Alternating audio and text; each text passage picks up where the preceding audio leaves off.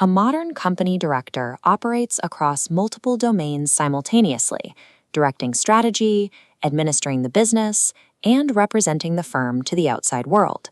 These specific duties define the strict legal scope of a management mandate. They are executive functions. Alongside these standard responsibilities, a director may also act as an independent creator of original content, taking on a completely separate secondary function. This happens when a director personally develops proprietary software for the company, writes original training manuals from scratch, or designs the visual brand identity. A rigid legal barrier exists between these tasks. Standard management duties, by definition, never generate intellectual property or copyright. Two distinct legal and fiscal realities operate simultaneously within the exact same person. One produces heavily taxed executive income, the other produces intellectual property.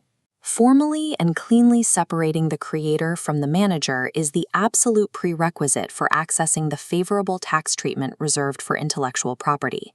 The financial incentive to separate these roles is the favorable Belgian copyright tax regime. While traditional professional income is taxed at progressive rates up to 50%, claiming the 15% tax benefit without proving the underlying civil law reality leads to the reclassification of the income and triggers severe financial penalties. The absolute foundation for what qualifies for this tax regime is dictated by civil law, specifically the Belgian Code of Economic Law. The primary, non-negotiable condition for copyright protection is the existence of a genuinely original work. Originality carries a specific legal definition. The work must reflect the author's own intellectual creation and free choices. It cannot be the result of technical skill alone, or dictated purely by functional constraints. For finance professionals, standard tax preparation, accounting, and advisory work are highly regulated and technical. They are standardized tasks and do not produce original works protected by copyright. By contrast, a director who codes custom software for their firm is making thousands of creative choices in the architecture and syntax of the code. That specific act constitutes a protected form. Once an original work exists, the director must transfer the rights to use it to their own company, a legal mechanism known as self-assignment. A company itself is never the original author. Only a natural person can generate copyright. Merely creating a work on company time or acting as the company's director does not automatically give the business the legal right to exploit that creation.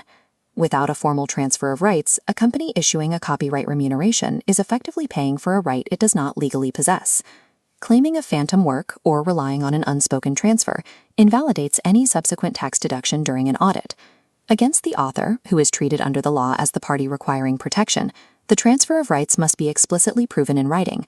Oral agreements, tacit assumptions, or simple accounting invoices hold zero legal weight during a dispute or a tax audit.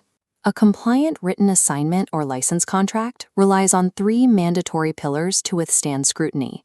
First is the exact identification of the specific works being transferred, supported by a formal qualification opinion demonstrating their originality.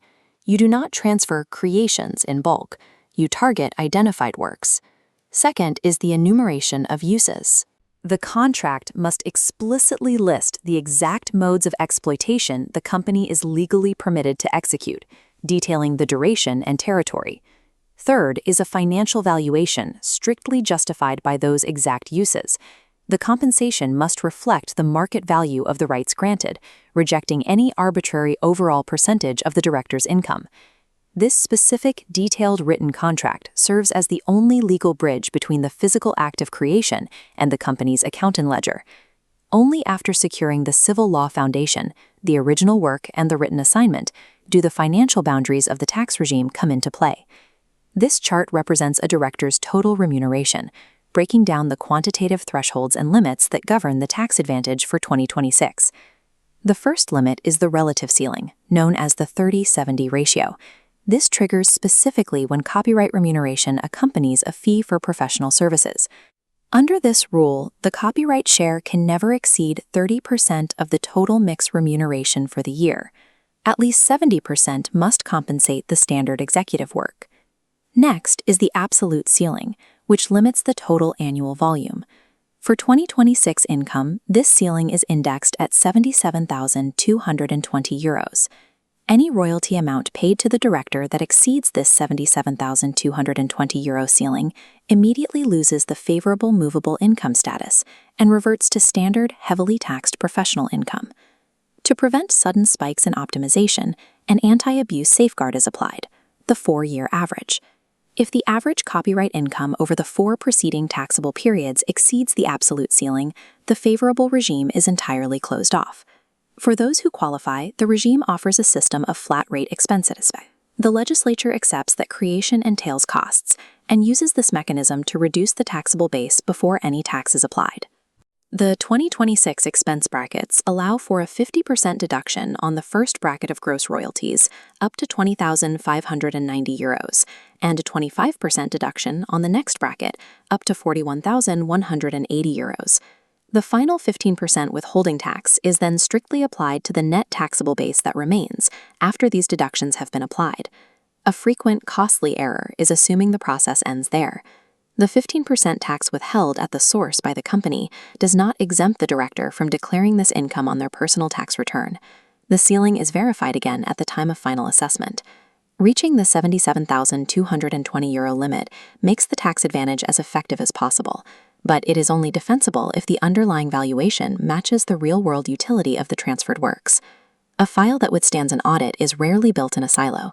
It requires 3 distinct professionals working in unison to align the civil law reality with the accounting execution. The director acts as the source. Their responsibility is to genuinely create the works alongside their management function and properly document their creative output.